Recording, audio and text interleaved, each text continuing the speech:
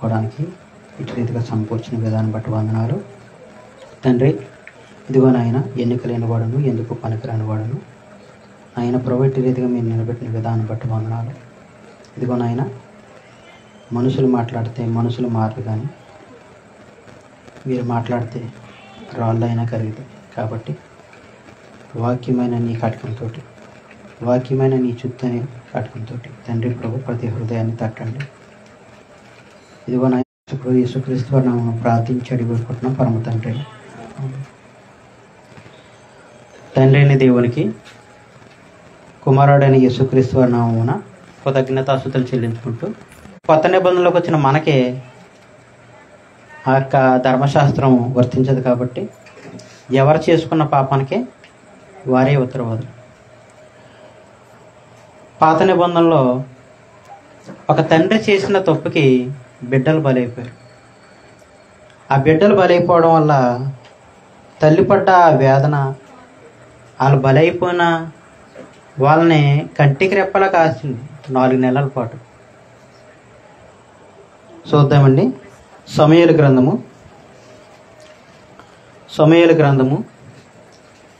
2వ గ్రంథము 21వ అధ్యాయము. సమూయేలు 2వ గ్రంథము 21వ అధ్యాయము మొదటి నుంచి.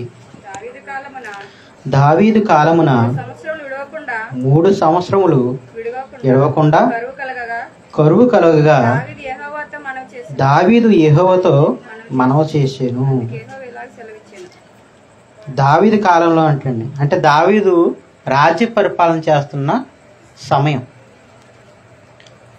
రాజుగా దావీదు గారి సింహాసనం ఎక్కి పరిపాలన చేస్తున్న సమయంలో కరువు వచ్చిందంట. ఎన్ని సంవత్సరాలు అంటే 3 సంవత్సరాలు కరువు వచ్చిందంట. అప్పుడు దావీదు గారు ఏం చేశారంటే దేవుడి దగ్గర మనవి చేశాడంట. ప్రభువా, యెహోవా తండ్రి, ఈ కరువు ఎందుకు వచ్చింది? ఏ కారణం చేత వచ్చింది? నీవే మాకు తోడుకుండా ఈ కరువు మాకు ఎందుకు వచ్చిందని దేవుడి దగ్గర ప్రార్థన చేశాడు. ప్రార్థన చేసినప్పుడు దేవుడు అక్కడ ఆయనకి ఎందు నిమిత్తం వచ్చిందో తెలియజేస్తున్నాడు.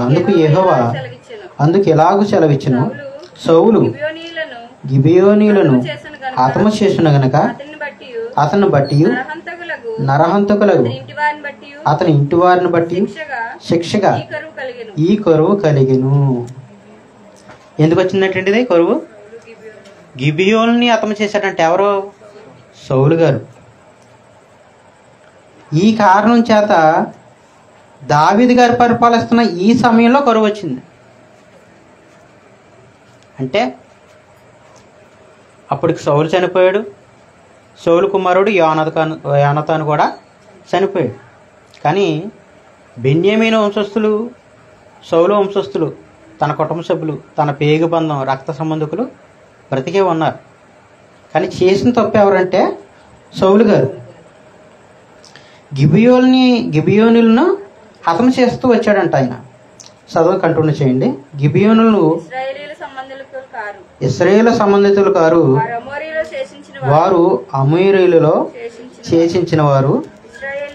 ఇశ్రాయేలీయులు మిమ్ములను చంపమని ప్రమాణపూర్వకంగా వారితో చెప్పిండురు గాని సౌలు ఇశ్రాయేలు యోధాల వారి యందు ఆసక్తి గలవాడై వారిని హతము చేసుండెను. ప్రమాణం చేశారంటండి పూర్వీకులు. గిబియోనులను చంపమని ప్రమాణం చేశారంట. మీరు బాగా చదవాలి. అక్కడ ప్రమాణం చేస్తే ఆ ప్రమాణాన్ని మీరాడు ఎవరో? సౌలు గారు. ఎందుకు మీరాడంటే ఇశ్రాయేలు జనం సంతోషం కోసం, యూదుల యొక్క సంతోషం కోసం. యేసుక్రీస్తు వారిని కూడా చూడండి, పిలాతు దగ్గరికి తీసుకున్నప్పుడు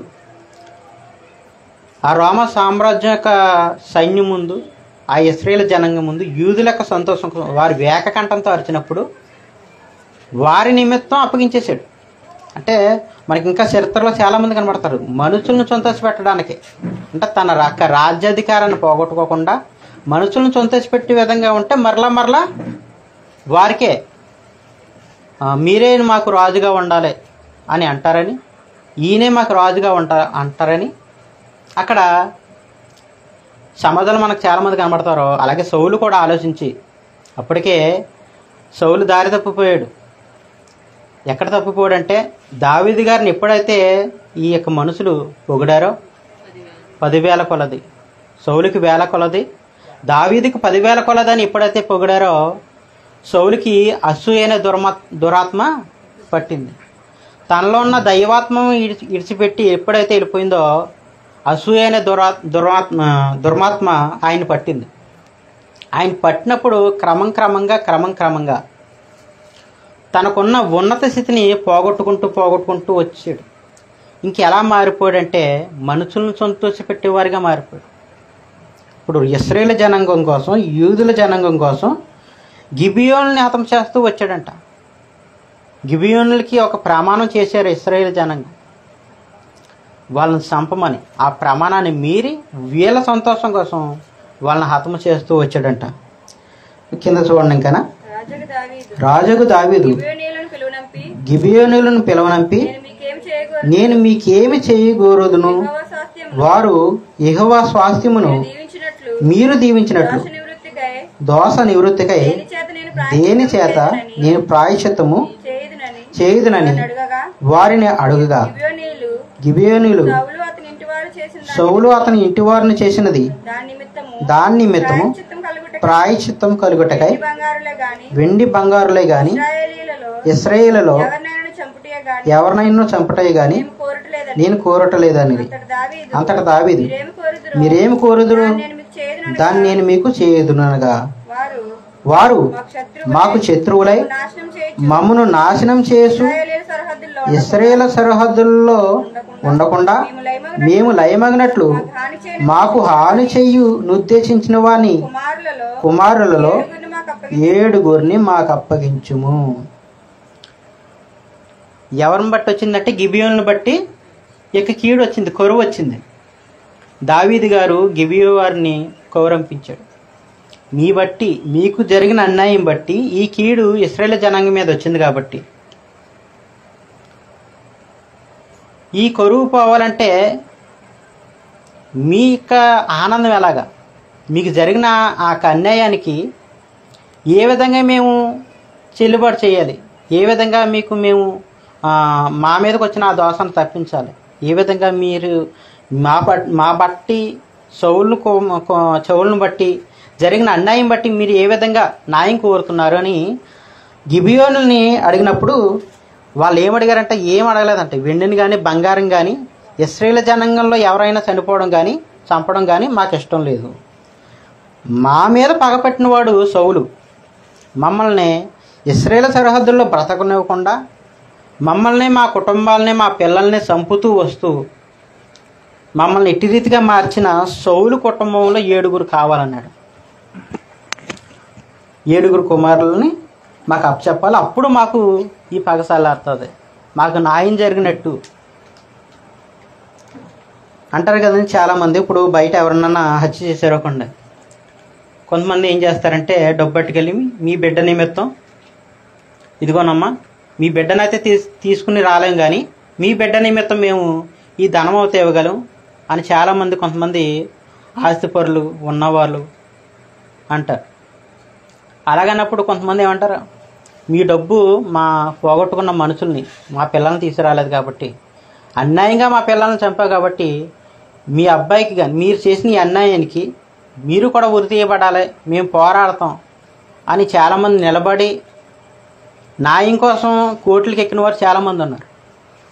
అంటే వారు ఎదుర్కొన్న అన్యాయాన్ని బట్టి వాళ్ళు ఏం కోరుకుంటున్నారంటే మాకు ఈ కీడు చేయడానికి ఎవరైతే కారణమో వారు కుమారులు చనిపోవాలని వారు న్యాయం కోరుతున్నారు గిబియోనులు. మరి వీళ్ళు ఎక్కడ ప్రమాణం చేశారు, చూద్దామండి. యెహోషువ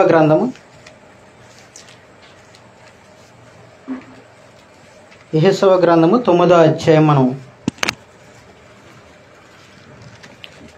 ఇశ్రాయేలు జనాంగం యెహోషువ కాలంలో ఇశ్రాయేలు జనాంగం గిబియోనులు యెహోషువ పెద్దగా నాయకుడిగా ఉన్నప్పుడు వారికి ప్రమాణం చేసిన సందర్భం ప్రియమైన వల్ల యెహోషువ గ్రంథము 9వ అధ్యాయము మొదటి నుంచి మనం చూడగలిగితే యోర్దాను అవతలనున్న వార్ధాను అవతలనున్న మన్యములోను మన్యంలోను లోయలోను లెబనోను ఎదుట లెబనోను ఎదుట మహాసముద్ర తీరమంతటా ఉన్న హిత్తీలు, అమోరీలు, కనానీలు, పెరిజ్జీలు, హివీలు, యెబూసీలు అనువారి రాజులందరూ జరిగిన దానిని వినినప్పుడు వారు యెహోషువతోనూ ఇశ్రాయేలుతోనూ యుద్ధము చేయుటకు కూడి వచ్చిరి.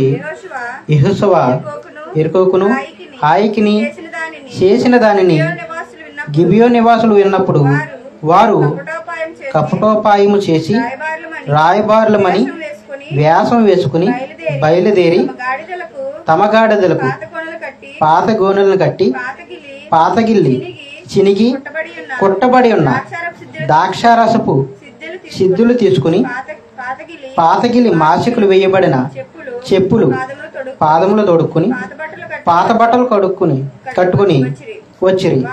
వారు ఆహారము తెచ్చుకుని భక్ష్యములని వెండిన ముక్కలుగా నుండెను.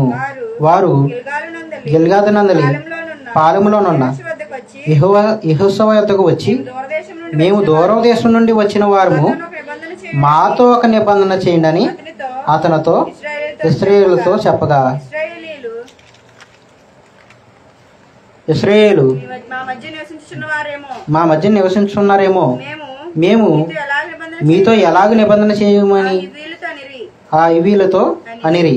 వారు నీ దాసులమని యెహోషువతో చెప్పినప్పుడు, యెహోషువ మీరు ఎవరు, ఎక్కడి నుండి వచ్చి తిరిగి అని వారిని అడగగా, వారు నీ దేవుడైన యెహోవా నామమును బట్టి నీ దాసులమైన మేము బహుదూరం నుండి వచ్చి తిమి, ఏలయనగా ఆయన కీర్తిని, ఆయన ఐగుప్తులో చేసిన సమస్తమును, యోర్దానుకు అద్దరునున్న హెష్బోను రాజైన సీహోను, అస్తరోతులోనున్న బాషాను రాజైన ఓగోను, అమోరీయులకు ఇద్దరు రాజులకు ఆయన చేసిందంటే వింటిమి.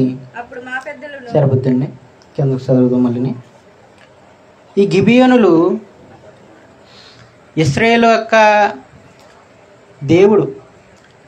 వాళ్ళు ఒక్కొక్క రాజ్యాన్ని గెలుచుకుంటూ కనాన ప్రదేశానికి వెళ్తున్న సందర్భంలో, ఎరుకో ప్రాంతానికి వచ్చిన సందర్భంలో అక్కడ ఉన్న రాజుల్ని హతన చేయడం, దేవుడు వారి పట్ల చేసిన కార్యాలు వినడం, ఇవన్నీ విని ఏమనుకున్నారంటే, మనం వీళ్ళతో పోరాడలేము కాబట్టి ఒక కపటోపాయం చేశారంట. గిబియోనులు ఏం చేశారంటే, ఒక యాత్రకు పోయే వాళ్ళు, ఒక ఎక్కువ కాలం యాత్రకు పోయే వాళ్ళు ఎలాగుంటారండి, అలా కాలినడక నడుచుకుంటూ వెళ్ళిపోతే గడ్డలు పెంచుకొని బట్టలు మాసిపోయి చెప్పులు ఊడిపోయే విధంగా ఎలాగుంటారో అట్టి రీతిగా ఒక యాసను ధరించుకుని ఉన్నారంట. ఆ పెద్దలందరూ ధరించుకుని యెహోషువ యొద్దకు వచ్చి, మేము దూరం దేశం నుంచి వస్తున్నాం, మేము మీ మధ్యన నివసించుటకు,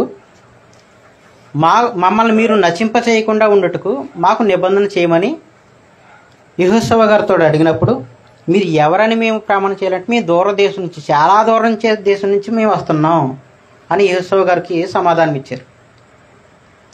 వీరి మధ్యన బ్రతకడానికి, ఎందుకంటే ఒక్కొక్క రాజ్యాన్ని ఒక్కొక్క రాజుని, గిబియోనులు అంటే ఒక పట్టణం ప్రియమందిన వల్ల వాళ్ళ మీద కూడా వచ్చే ముందే వీళ్ళు యెహోషువ దగ్గరకు వచ్చి సమాధానం పడుతున్నారు. చాలామంది దావీదు గారి దగ్గరకు వచ్చి, దావీదు రాజా, నీతో మేము యుద్ధం చేయలేము, నీకు దాసులుగా ఉంటామని లొంగిపోయిన సందర్భాలు చాలా కనబడతాయి మనకి. అలాగే ఇక్కడ యెహోషువ గారితోటి వాళ్ళు సమాధానం పడడానికి వచ్చారు. మీకు మేము దాసులుగా ఉంటాం, మీ మధ్యన మేము నివసిస్తాం, మీతో సమాధానం పడడానికి మేము వచ్చాం, కాబట్టి మమ్మల్ని చంపకుండా మమ్మల్ని విడిచిపెట్టమని, మీరేం చెప్తే మేము అట్టి రీతిగా మేము నడుచుకుంటామని అని అక్కడ ప్రమాణం తీసుకోవడానికి ఒక కపటోపాయం వేషధారణ వేసుకుని ఇశ్రాయేలు జనాంగం మధ్యకి యెహోషువ నాయకుడిగా ఉన్న యెహోషువ దగ్గరికి వచ్చారు. వాళ్ళు ఎట్టి రీతిగా వేషం వేసుకుని వచ్చారంటే, ఎంతో కాలం నుంచి ప్రయాణం చేస్తున్న వారుగా వేషధారణ వేసుకుని వచ్చారంట. అయితే కిందకు చూడండి,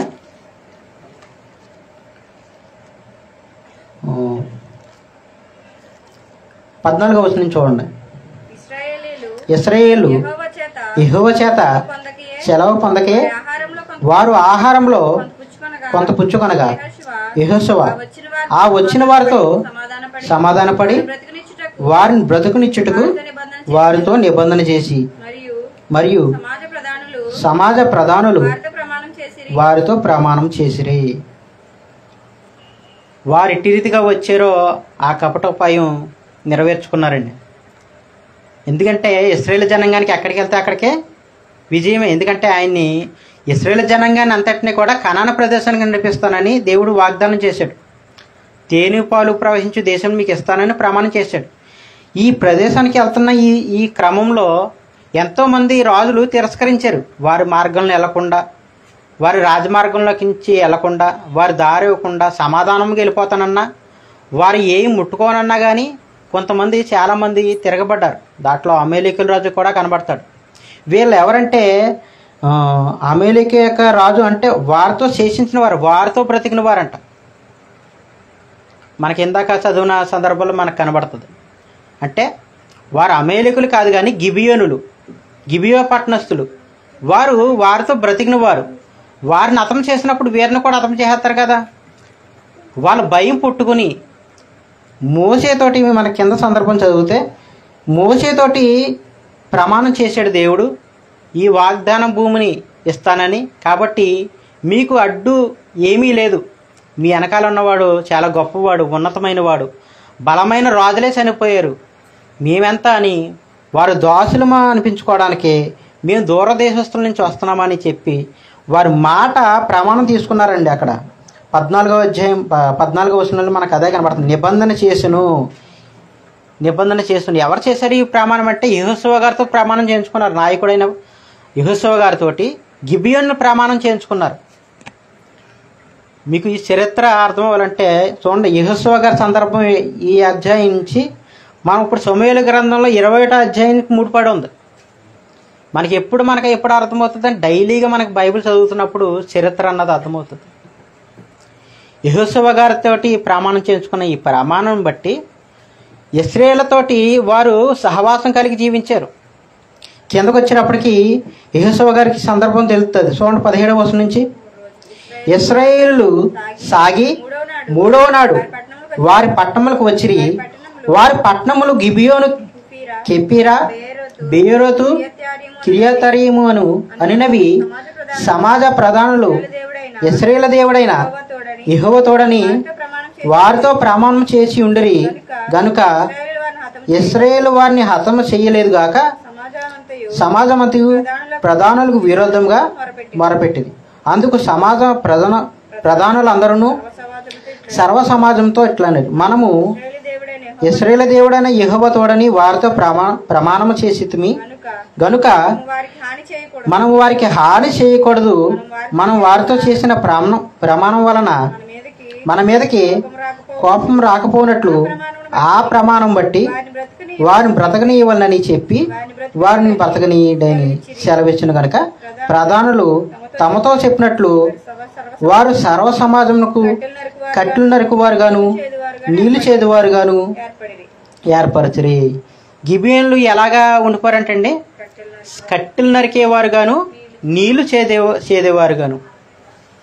యెహోషువ గారు మళ్ళీ వాళ్ళ ప్రాంతానికి వెళ్ళినప్పుడు మీరు ఎందుకు మమ్మల్ని ఏ కారణం చేత మోసపుచ్చారు, ఏ కారణం చేత ఇట్టి రీతిగా కపటోపాయం చేసుకుని మా ముందుకు వచ్చారు, ఎందుకు మమ్మల్ని ఇట్టి రీతిగా మోసం చేశారంటే అక్కడ వారు అంటారు, మీ దేవుడు గొప్పవాడు, మీరు ఎన్నో రాజ్యాలను గెలుచుకుని వచ్చారు, మీ మధ్య మీతోటి మీ యుద్ధం చేయడానికి మేము ఏ పాటు వారు, కాబట్టి మీకు దేవుడు తోడుగా ఉన్నాడు, కాబట్టి మీతోటి యుద్ధం చేసే కన్నా సంధి చేసుకోవడమే మంచిదని మీతో మేము సమాధాన పడడానికి అట్టి రీతిగా మేము చేసితిమి. మీ దేవుడైన యెహోవాకు భయపడి మేము ఇట్టి రీతిగా చేసితమని అక్కడ అన్నప్పుడు, ఇప్పుడైతే ఏమైంది, మీరు జీవితాంతం దాసులుగా ఉండాలి కదా, మీరు కట్టెలు కొట్టేవారిగా ఉండాలి, నీళ్లు చేదేవారిగా ఉండాలి, మీ జీవితాంతం బానిసలుగా ఉండాలి. కాబట్టి మీకు ఇప్పుడు ఏమైంది, ఇప్పుడు ఇది మాత్రం మీకు జీవితాంతం శిక్షే కదా అన్నప్పుడు, మీ మధ్యన మేము ఉన్నాం, మీతోటి మేము ప్రమాణం చేయించుకున్నాం, మీకు ఏది వస్తే అది చేయండి అని వారితోటని అన్నప్పుడు, వారి జీవితాంతం గిబియోనులు సర్వ సమాజానికి కట్టెలు కొట్టేవారిగా నీళ్లు చేదేవారిగా, అలాగే దేవుడు మందసం ఎదుట బలిపీఠం దగ్గర కూడా కట్టెలు కొట్టేవారిగా, నీళ్లు చేదేవారిగా వారి యొక్క జీవితాన్ని కొనసాగించిన వారిగా ఉన్నారు. ప్రమాణం ఎవరు చేశారంటే యెహోషువ గారు నాయకుడిగా ఉన్నప్పుడు గిబియోనులు ప్రమాణం తీసుకున్నారు. ఈ ప్రమాణం తీసుకుని అట్రీతిగా వారి మధ్యనే జీవనం కొనసాగిస్తూనే వచ్చారు.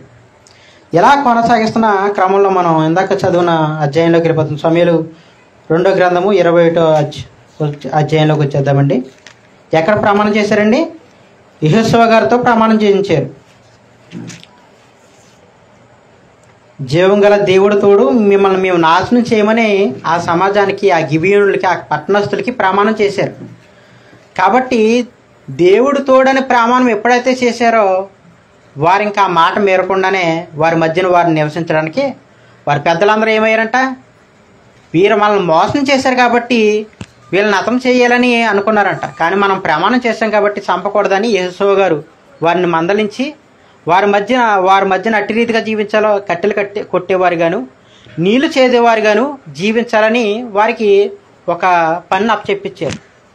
వాళ్ళు ఆ పని చేసుకుంటేనే జీవిస్తున్నారు. ఇశ్రాయేలు మధ్యన ఉండకుండా కింద ఇక్కడ 21వ అధ్యాయం మనకు కనబడుతుంది.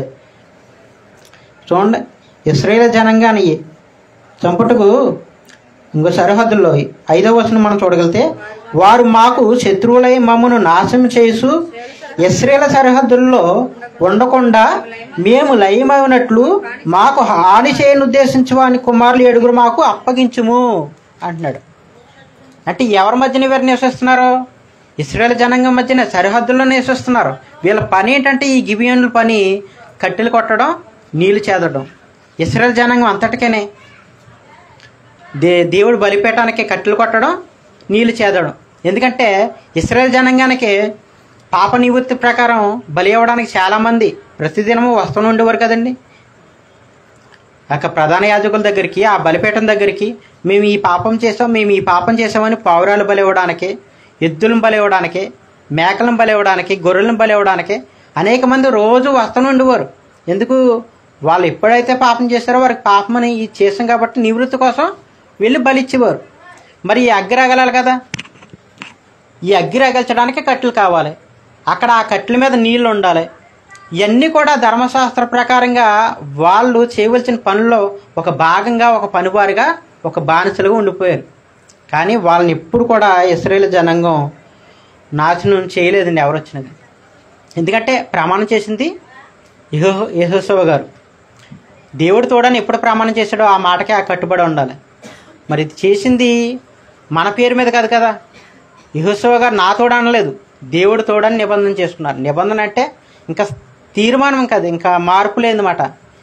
కాబట్టి ప్రాణభయం చేత ఆ రోజు వాళ్ళ కపటోపాయం చేసి వాళ్ళ మధ్యకు వచ్చి అట్టి రీతిగా వాళ్ళ ప్రాణాలు పోకుండా బ్రతికినట్లుగా అట్టి రీతిగా వారు నడుచుకున్నారు. వాళ్ళు మోసం చేసినా వాళ్ళ ప్రాణభయం నిమిత్తమే అట్టి రీతిగా నడుచుకున్నారు. ఆ మాట ప్రకారం గిబియోనులను ఎవరు కూడా ముట్టలేదు, ఎవరు కూడా చంపలేదు.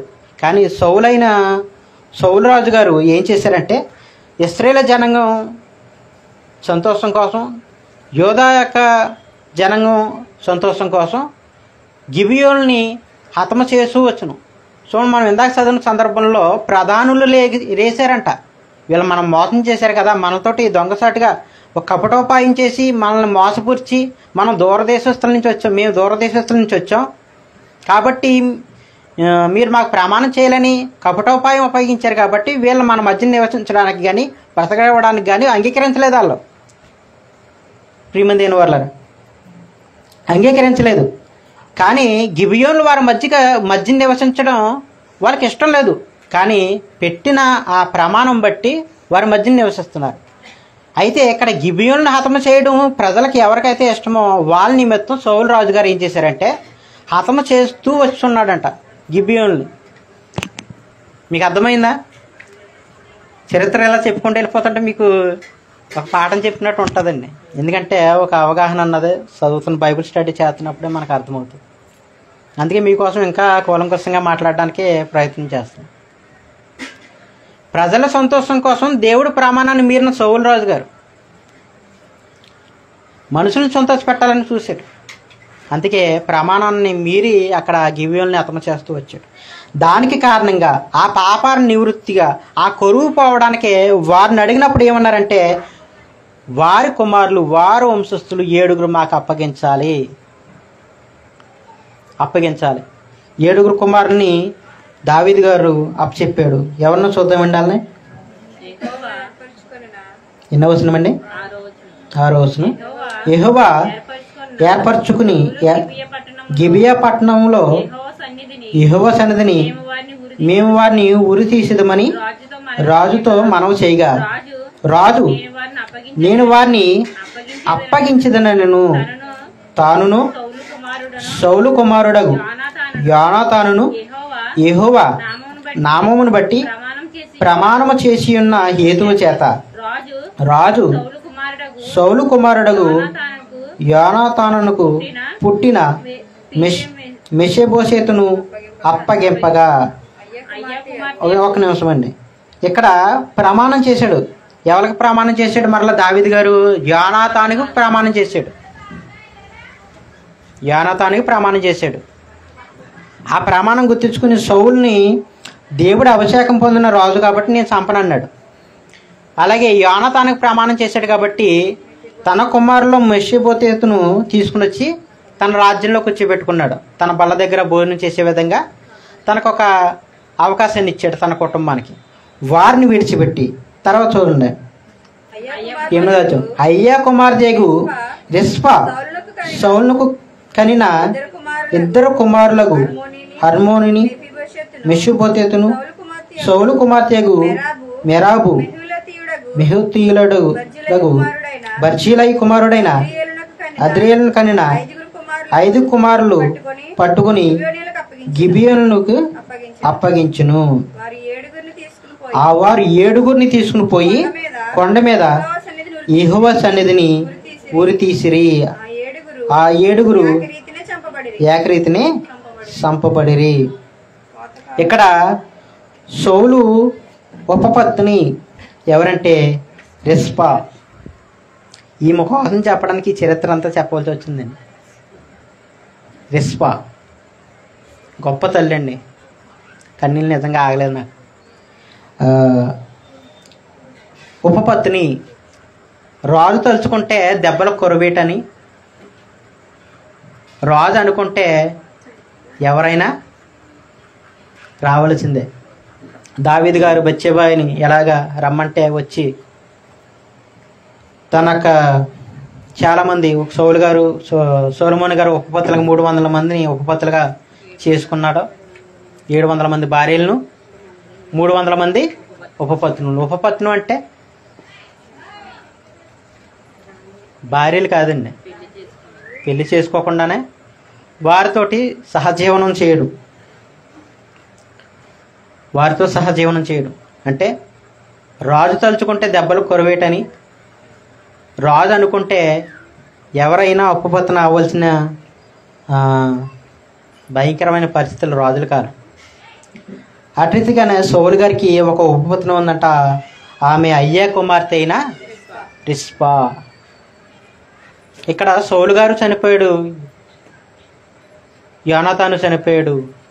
ఇప్పుడు తన వంశంలో ఎవరున్నారంటే ఇదిగో తన ఉపపత్ని రిస్పా కుమారులు 2 కుమారులు అంటండి. ఆ 2 కుమారులని అలాగే అద్రియేలునకు కనిన 5 కుమారులు పట్టుకుని గిబియోనులకు అప్పగించెను. తనకి 2 కుమారులు అంట. ఆ బిడ్డలను 2 తీసుకుని వెళ్ళిపోయారు. అంద్రికి అదే వంశంలో సౌలు యొక్క వంశస్థులు కుమారులు 5 పట్టుకుని 7 కూడా ఈ గిబియోనులకు అప్పగెప్పగా 7 కూడా తీసుకుని వెళ్ళి ఏకరీతిగా ఒకే రోజున ఊరు తీసేశారు. తర్వాత మనం కింద సందర్భం చదివితే, కోతకాలమున యవ్వల కోత ఆరంభమందు వారు మరణమైరి. అయ్యా కుమార్తె రిస్పా గోని బట్ట తీసుకుని కొండపైన పరుచుకుని కోత ఆరంభము మొదలుకొని ఆకాశం నుండి వర్షము ఆ కళేభారముల మీద కురియు వరకు అచ్చటనే ఉండి పగలు ఆకాశ పక్షులు వాటి మీద వాలకుండను, రాత్రి అడవి మృగములు దగ్గరికి రాకుండాను వాటిని కాచుచుండగా అయ్యే కుమార్తెకు రిస్పా అను సౌలు ఉపపత్తిని చేసినది దావీదునికి వినబడెను. ఈమె ఏం చేసిందంటే తన బిడ్డలను ఇద్దరిని తీసిపోయి అలాగే అంద్రేయ కుమారుని 5గురిని తీసుకుని వెళ్ళిపోయారు. వాళ్ళెవరూ రాలేదు, కానీ ఈ తల్లి మాత్రం ఎక్కడైతే ఉరి తీసారో ఆ ప్రాంతం, ఆ కొండ ఎక్కి ఆయన మరణమైన కానించి కోతకాలం నుంచి మళ్ళీ వర్షం వచ్చే వరకు కూడా 4 నెలల పాటు కాపు కాసిందటండి. ఆ యొక్క శరీరాలు ఎలా గేలాడుతుంటూ వారు దినదినము శరీరాలు ఏమవుతాయండి, క్షీణించిపోతాయి కదా. ఇవాళ నైట్ చనిపోడంటే రేపొద్దున్న 12ంటికల్లా కప్పెట్టకపోతే మనం కూడా ఆ బాడీ దగ్గర మనం నివసించలేము, ఉండలేము.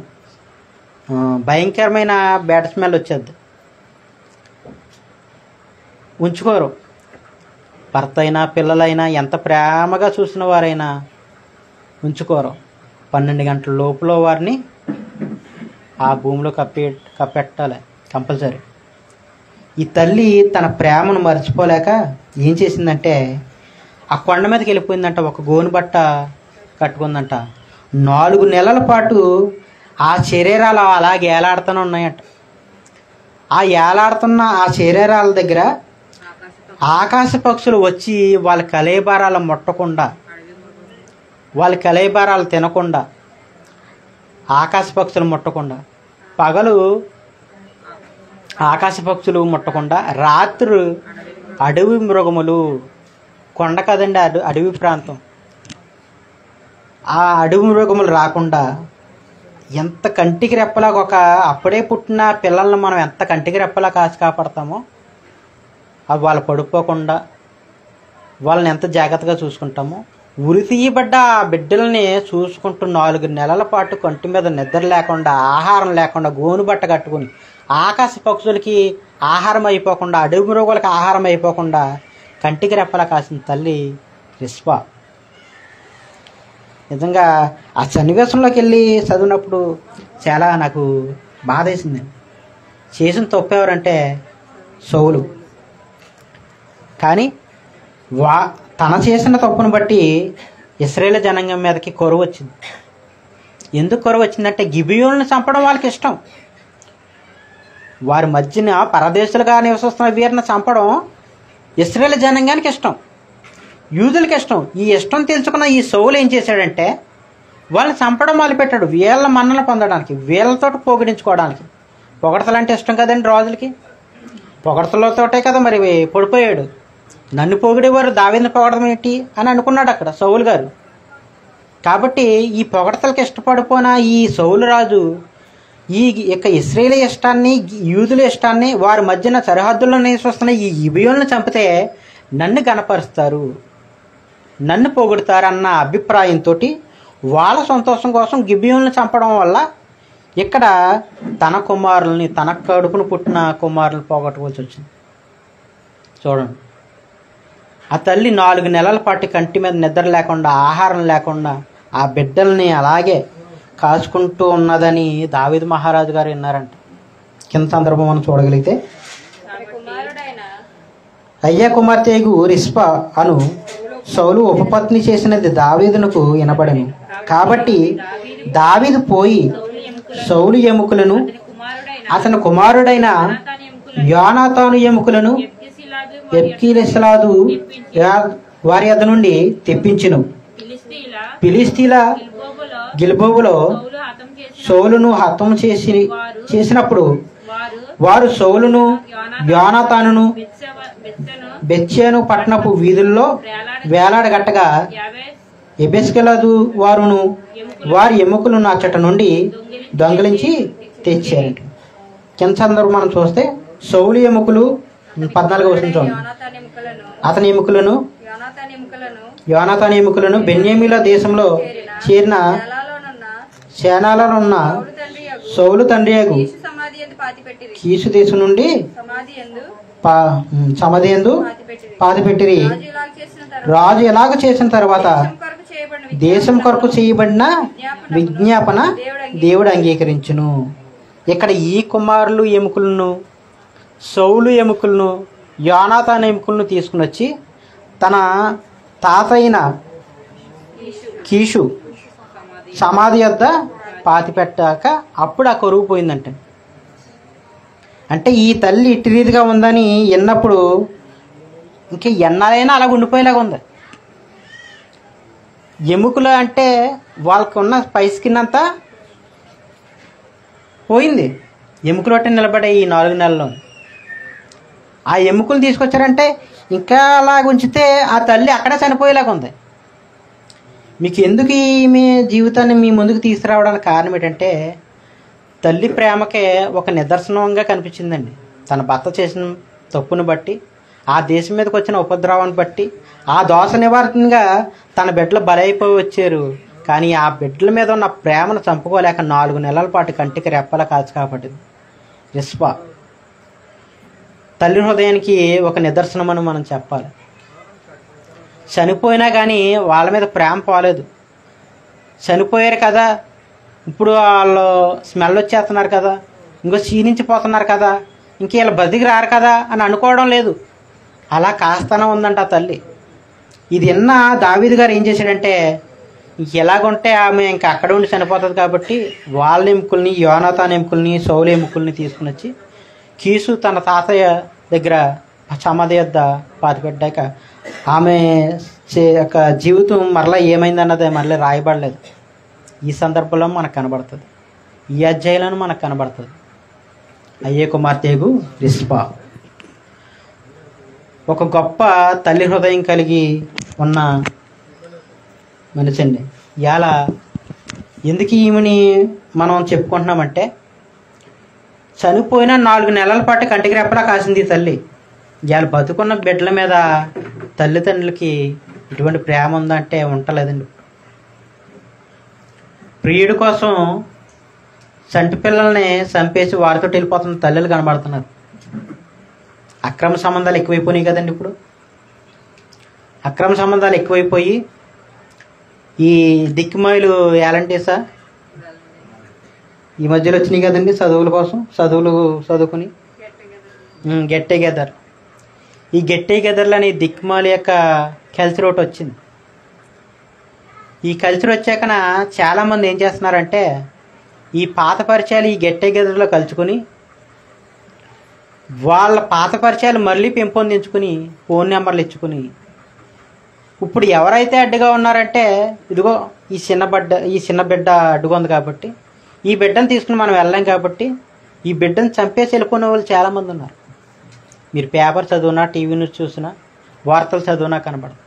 అంటే ప్రియుడి కోసం తన బిడ్డలను చంపేసే తల్లులు ఉన్నారు ఇప్పుడు. అటువంటి భయంకరమైన ప్రజల మధ్య మనం నివసిస్తున్నాం. దుర్మార్గుల మధ్య మనం నివసిస్తున్నాం. బిడ్డలు చనిపోయిన 4 నెలల పాటు కంటికి రెప్పలా కాసింది ఆ తల్లి. ఇవాళ బిడ్డలు పాడైపోతున్నా పట్టించుకోవడం లేదు. ఉదయం పొద్దున్న వెళ్ళిపోయి సాయంకాలం ఒక 500 ఇంటికాడ ఆడేస్తే వాళ్ళ 6ంటికి వచ్చిన వాళ్ళు మరలా తానం చేసి భోజనం చేసి మళ్ళీ నైటు 1 గంట 2 దాకా దేశం మీద దేశదిమ్మర్ల కింద బళ్ళి మీద ఊరేగినా, ఒరే ఇప్పుడు దాకా నీకు పనేట్రా అనే తల్లిదండ్రులు అడిగేవారు లేరు. ఇవాళ బేడి బ్యాచ్లు గట్ట ఎవరండి? తల్లిదండ్రులు పట్టించుకోవాలని పెట్టలే. ఈ అర్ధరాత్రి వరకు జులై ఎదవలాగా రోడ్డు మీద పడి తాగి తందనలాడి అర్ధరాత్రి 12ంటికి వచ్చినా కానీ అడగని తల్లిదండ్రులు ఉండటం వల్ల ఇవాళ సమాజం ఇటు రీతిగా 9 అవుతే బయటికి వెళ్ళలేని పరిస్థితి అయిపోయింది. ఈ బేళ్ళు బ్యాచ్ గల్లు ఎవరనుకుంటున్నారో, మీసాలు కూడా మొదలైన వాళ్ళు. గట్టిగా కొడితే నేల నట్టేస్తారు. గట్టిగా 12, 18, 17 సంవత్సరాలు లేనివారు బేళ్ళు అట్టుకుని తిరుగుతున్నారంటే ఎవరెల్లో? గంజాయికి బానిసైపోతున్నారంటే ఎవరెల్లో? తాగుడికి బానిసైపోతున్నారంటే ఎవరంటే తల్లిదండ్రులు నిర్లక్ష్యంగా కన్ని ఉదేసిన వారు. ఇలా పొద్దున్నుంచి అడ్డగాదుల్లాగా ఎక్కడో కష్టపడ్డారు, 500 తెచ్చారు, ఇంటికాడ ఆడేశారు. వీళ్ళు 500 ఇచ్చేసారు కాదు, ఇప్పుడు తినేసి వీళ్ళు తానం చేసేసి బయటికి వెళ్ళిపోతే ఎవరికి ఇంక సంబంధం? ఇంత ఉంటున్నారండి, ఎంత ఉంటున్నారో. ముందు సిగరెట్లు, గంజాయి, డ్రగ్స్. చూడండి, చిన్న పిల్లోడికి కూడా సమాధానం చెప్పు. ఇవాళ తల్లిదండ్రులకి అలా ఎందుకు గౌరవిస్తలేదు? ఇప్పుడు విద్య అన్నదే వాళ్ళు ఎంత మట్టుకు నేర్పుతారంటే వినయం నేర్పరండి. వాళ్ళు విద్య నేర్పుతారు. వినయం నేర్పాలన్నా, క్రమశిక్షణ నేర్పాలన్నా, పద్ధతి నేర్పాలన్నా, ప్రేమాభిమానాలు నేర్పాలన్నా, భయభక్తులు నేర్పాలన్నా తల్లిదండ్రులే. ప్రథమ గురువు పిల్లలకే తల్లిదండ్రులనేనండి. కానీ ఇవాళ గాలికి వదిలేస్తున్నారు. కనీసం పశువులు కూడా దగ్గర పెట్టుకుంటాయి, కానీ పశువుల కన్నా హీనంగా మారిపోయి ఇవాళ సమాజంలో తల్లిదండ్రులు. రిస్పా అనే ఈ తల్లి తన బిడ్డల్ని చనిపోయినా కానీ వదలలేకపోయింది. మరి బతుకున్నప్పుడు ఎంత అలా చూసిందో, చనిపోయిన 4 నెలల పాటు వాళ్ళని కాసిందంటే బతుకున్నప్పుడు ఇంకెంత అలా కాసిందో. తన తండ్రి చేసిన తప్పును బట్టి వాళ్ళు హతమయ్యారు. లేకపోతే మిమ్మల్ని చంపైనా నాకు బైక్ కొనివ్వమంటే ఇవాళ అప్పు చేసైనా కొనిచ్చే తల్లిదండ్రులు చాలామంది ఉన్నారు. వీళ్ళు ఏం చెప్తారంటే జాగ్రత్తగా వెళ్ళామని చెప్తారు. జాగ్రత్తగా వెళ్తాడాడు, వీడెంతే ఉంటాడు, ఆడికి 615 పట్టుకుంటే స్టార్ట్ చేస్తే 100 పైన వెళ్తుంది అది బండ్లు. ఇంతంత కుర్రోళ్ళకి 615 కొనిస్తున్నారండి. 2 లక్షలు, 2,50,000, 1,50,000 ఈ బళ్ళు కొనిచ్చి వదిలేస్తున్నారు. వాళ్ళే వస్తారు అనుకుంటున్నారు. వస్తారా? ఎక్కడ దుక్కుని లారీ కింద పడిపోతారు. తర్వాత లబోదీబో అనుకున్నా బిడ్డలు తిరిగిరా. కొంతమంది ఏమనుకుంటున్నారంటే మేము సంపాదించిందంతా వీళ్ళ కోసమే కదండి. వాళ్ళ బైక్ అడిగారు కొనిచ్చేస్తే తప్పు ఏంటనుకుంటున్నారు. సెల్ అడిగారు కొనిచ్చేస్తే తప్పు ఏమైపోయింది అనుకుంటున్నారు. కానీ ఆ బైక్ని పట్టుకుని ఆడు ఎంత దారుణంగా నాడింగెళ్తున్నాడండి. ఉదయం పాము మెలకల కింద ఇలాగ నాడింగెళ్ళిన వాళ్ళని గుద్దేస్తున్నారు. వెళ్ళి సంసారాలు చేసుకుంటున్న వాళ్ళని గుద్దేసి వీళ్ళ వల్ల అమాయకులు చనిపోతున్నారు. వాళ్ళ కాళ్ళ చేతులు ఎరగడమే కాకుండా సైడ్ అంపడ పక్కంపడ వెళ్తున్న వారు కూడా చాలామంది, మంచాన పడుకున్న వారు చాలామంది ఉన్నారు. ఎందుకు ఈ దారుణాలు జరుగుతున్నాయి? వాడు 10th పాస్ అవుతే నీకు ఫోన్ కొనిస్తాను. ఎందుకు ఫోన్ అడిగి? వాడు అర్ధరాత్రి 12 దాకా తిరుగుతూ వస్తున్నాడు. ఇక్కడ ఇప్పుడు దాకా నీకు ఈ పని ఏంట్రా నీకు అర్ధరాత్రి దాకానా అడిగే తల్లిదండ్రులు ఉన్నారండి. ఇవాళ మాస్టర్ అయినా బల్లో కొట్టాడోకో ఆడి మీద దెబ్బలాటకు వేస్తున్నాడు. మాస్టర్ని మా బిడ్డలు మేమే కొట్టాం, నువ్వు కొట్టడం పెట్టయ్యా, నీకు ఎంతో డబ్బులు కడుతున్నాం కదా, నువ్వు కొట్టవలసిన పని ఏంటని మాస్టర్ల మీద కేసులు పెడుతున్నారని కొడతాం మానేయారండి.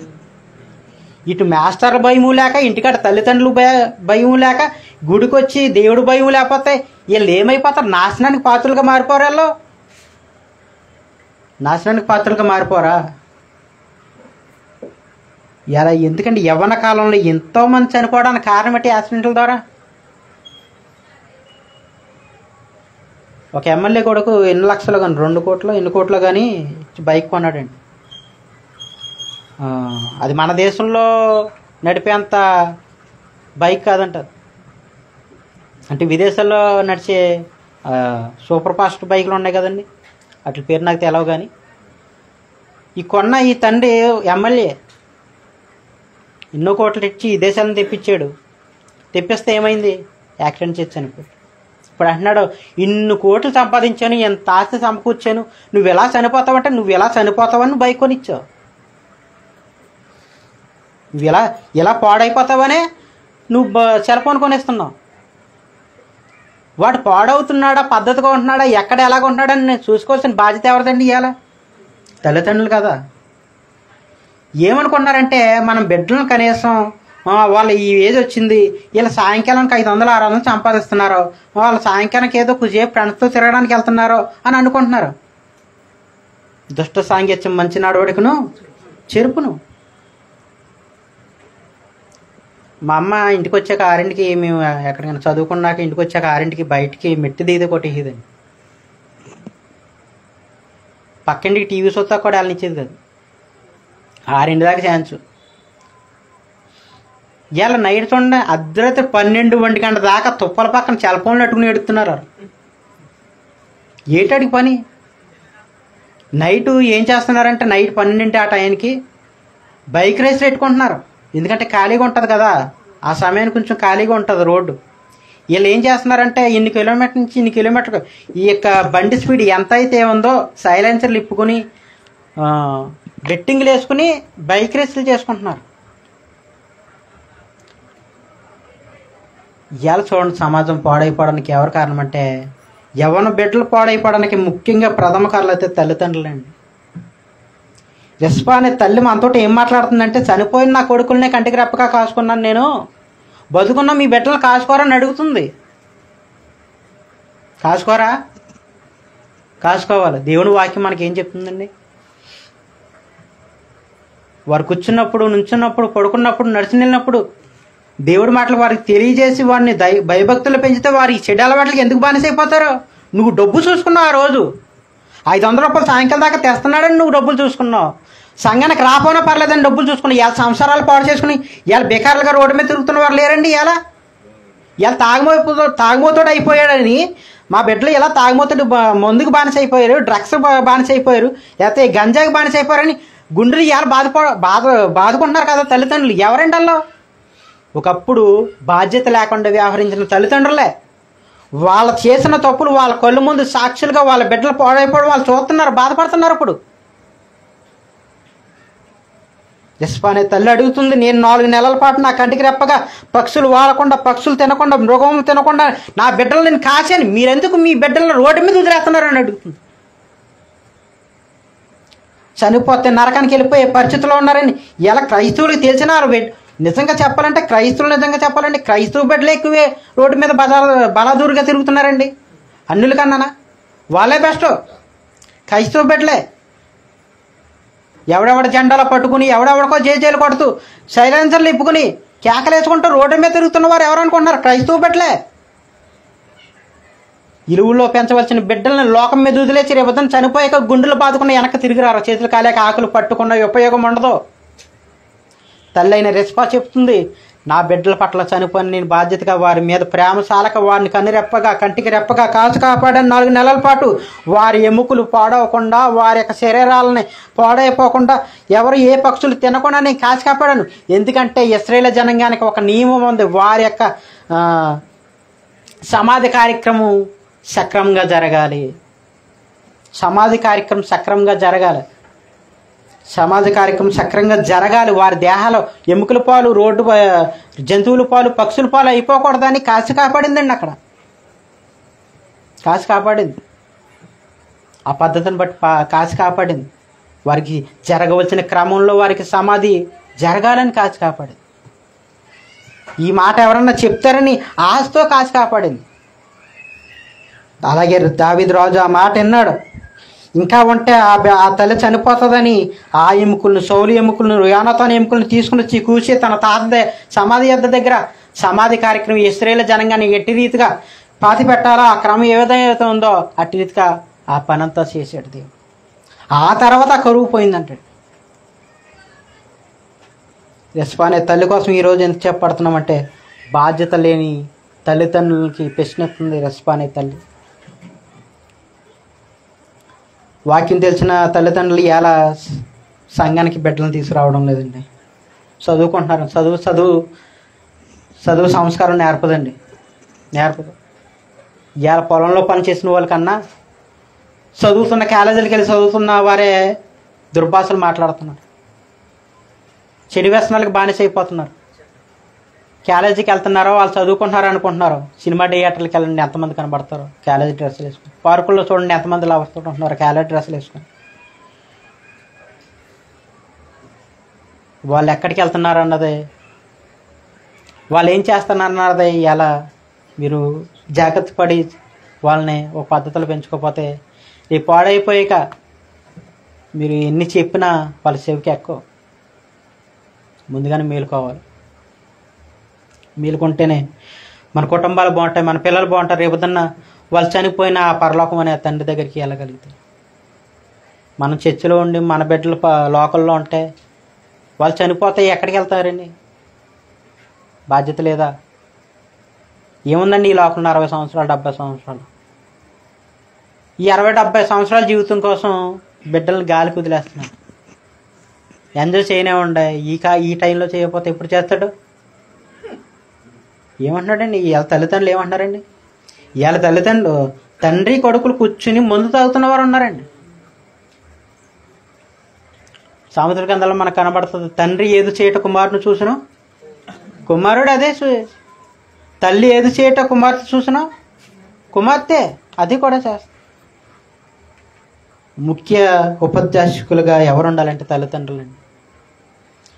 వారు మానైపోయాక మారాలంటే మారు. వాళ్ళు మొక్కగా ఉన్నప్పుడే వాక్యంలో పెంచాలి. మొక్కగా ఉన్నప్పుడే వాళ్ళని వంచాలి. అలా ఉంచినప్పుడే వాళ్ళు ఒక మంచి ఫలాలు ఫలించడానికి అవకాశం దేవుడు ఇస్తాడు. కాబట్టి ఈ మాటలు నిష్ప్రయోజనం అవ్వకూడదని మన బిడ్డల్ని లోకంలో ఇడిచిపెట్టకుండా దేవుని వాక్యంలో పెంచుకొని పరమనున్న దేవునికి మహిమకరంగా ఆయన ఇచ్చిన ఫలాలను ఆయనకి సమర్పించాలని నా మాటలు తెలియజేసుకుంటూ చిన్న ప్రార్థన చేసుకుని ముగించుకుంది. సర్వోన్నతుడైన మా ప్రియ పరలోక తండ్రి, ప్రేమగల దేవా, మమ్మల్ని మీరు విడిచిపెట్టలేదు. మీరు మా కన్న తండ్రి. ఇదిగో మీరు ఇచ్చిన గర్భఫలాలను మేము లోకంలో విడిచిపెడుతూ మేము సంఘంలో ఉంటున్నాం తండ్రి. ప్రభువా, నీ చిత్తం అది కాదు నాయన. మేము కుటుంబాలతో మా బిడ్డలతో నాయన నీ సంఘంలో ఉండాలి. నీ క్రమం చెప్పినా, నీ శిక్షణ చెప్పినా, నీ వాక్య ప్రకారంగా మేము జీవించాలి. మరణం తర్వాత నీవున్న లోకానికి చేరాలని నీ చిత్తం. కాబట్టి ఇంకో మా బిడ్డల పట్ల అటు రీతిగా మేము నడుచుకోవడం లేదేమో తండ్రి. ఇదిగో ఈరోజు రెస్పా అనే తల్లి ద్వారా ఒక పాఠాన్ని మాకు నేర్పిస్తున్నారు.